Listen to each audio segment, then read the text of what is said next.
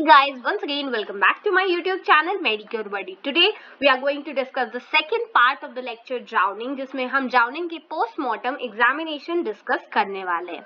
ठीक है, postmortem examination हम यहाँ पे डिस्कस करेंगे. हमें सबसे पहले ये बात ध्यान में होनी चाहिए दैट पर्सन की जो डेथ हो रही है ड्राउनिंग में, that is most common cause जो है दैट वाज एस्फिक्सिया.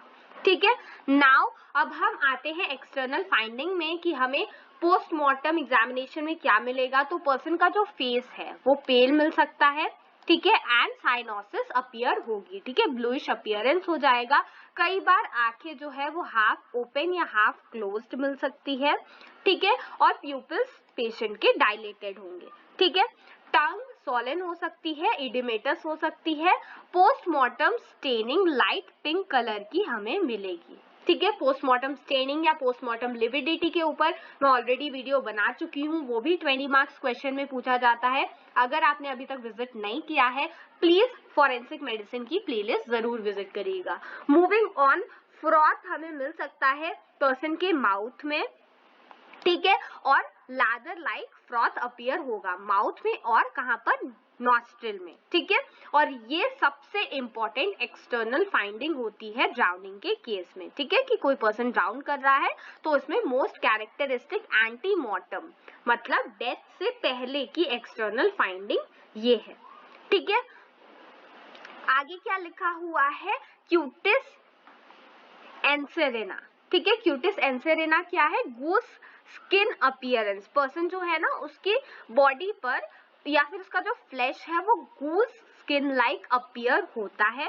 कैसा हो जाता है, बिल्कुल जो फ्लैश है वो बिल्कुल पकड़ सा अपीयर होगा और उसमें ग्रैन्युलेशंस भी अपीयर हो सकते हैं. ठीक है, ये ज्यादातर क्यों होता है, ड्यू टू एरेक्टर पाइलोरम. ठीक है, जो बॉडी सबमर्ज्ड होती है तो उसमें ये चीज देखने को मिलती है. Washer women's hand. ठीक है, तो अगर आपने ऑब्जर्व किया होगा ये चीज कि अगर हमने बहुत देर तक अपना हाथ पानी में गीला रख लिया तो उसकी वजह से क्या होती है, हमारी फिंगर के आसपास की जो एरिया होती है वो बिल्कुल वाइट सा अपीयर होने लगता है. तो बिल्कुल वैसी ही चीज इसकी फिंगर, टोज, ये सारे एरिया में अपीयर होगी. ठीक है, स्क्रोटम एंड पीनस रिट्रैक्टेड मिलेगा. और कई बार ऐसा हो सकता है दैट पर्सन के हाथ में मिट्टी के कुछ टुकड़े, नाखून में मिट्टी. ठीक है, और आपने सीआईडी देखा होगा अगर कभी, तो उसमें अगर कोई ड्राउनिंग का केस आता है तो these are the things that are observed कि डेड बॉडी है, उसके नेल्स हैं, उसमें डॉक्टर सालों के ढूंढ के निकालते हैं कि उनके नेल्स में ये चीज मिली है, उनके नेल्स में प्लांट मिला है. ठीक है, या फिर उनकी मुट्ठी में पत्थर था छोटा सा कोई, तो ये सारी चीजें अपीयर होती है. ठीक है, कैडावरिक स्पाज्म जो है वो मिल सकता है एंटीमॉर्टम ड्राउनिंग में. रिगर मोर्टिस अपीयर्स अर्ली क्योंकि वायलेंट स्ट्रगल हुई है, स्ट्रगल फॉर लाइफ हुई है before the death, that is why rigor mortis appears. Again I am saying rigor mortis भी बहुत इंपॉर्टेंट क्वेश्चन है जो कि एग्जामिनेशन में पूछा जाता है. मैंने वीडियो भी बनाई हुई है, प्लीज प्लीज प्लीज एक बार उसे विजिट जरूर करिएगा. ठीक है, मूविंग ऑन, इंटरनल फाइंडिंग्स की अगर हम बात करें तो सबसे पहले हम डिस्कस करते हैं लंग्स. इसके पर्सन का जो लंग्स है ऑब्वियसली उसने वाटर इनटेक कर लिया है, वो इतनी देर तक पानी में था तो बल्जिंग हो सकती है, लंग्स में बलूनिंग अपीयर होगी. ठीक है, शो बलूनिंग. एंड कई बार जो लंग्स है वो डिस्टेंट हो सकते हैं और उसमें इंडेंटेशन मतलब रिब्स है ना लंग्स के आगे, तो वो इंडेंट हो जाएगी लंग्स में. ठीक है, बॉगी अपीयरेंस होता है या फिर डो लाइक लंग्स अपीयर होंगे और कंजेस्टेड भी होंगे. ठीक है, आगे क्या लिखा है, टार्डियो स्पॉट्स मिल सकते हैं कंप्रेशन होने की वजह से ब्लड वेसल्स का. ठीक है, आगे क्या मेंशन किया हुआ है, that overall picture of the lungs and respiratory passage in wet drowning जो है वो कैसी अपीयर होगी, एम्फेसिमा एक्वोसन. ठीक है, अगर बहुत ज्यादा वाटर की वजह से हाइपर इन्फ्लेशन हो गया है लंग्स का तो उसकी वजह से अगर इडिमेटस लाइक प्रॉब्लम हो रही है तो वैसा ही ओवरऑल पिक्चर लंग्स का जो है वो अपीयर होगा, ठीक है।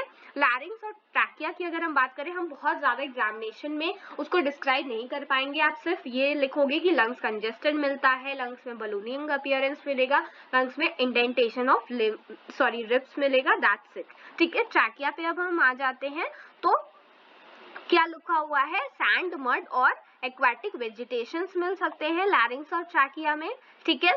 हार्ट या फिर ब्लड वेसल्स की अगर हम बात करें, तो like in other forms of asphyxia, left side of heart will be usually empty, ठीक है। तो यहाँ पर सपोज आपके पास कोई पेशेंट आए ड्राउनिंग का और डॉक्टर सालुकी के पास आप उसको ले गए, तो डॉक्टर सालुकी क्या बताएंगे, that left side of the heart usually empty appear हो रहा है और राइट साइड जो है that is full of venous blood, ठीक है। आगे क्या लिखा हुआ है, स्टमक की अगर हम बात करें, तो डॉक्टर सालुके बोलेंगे कि यहाँ पर स्टमक में 70% वाटर या फिर जो 70% ऑफ केसेस हैं उसमें वाटर अपीयर होता है, ठीक है।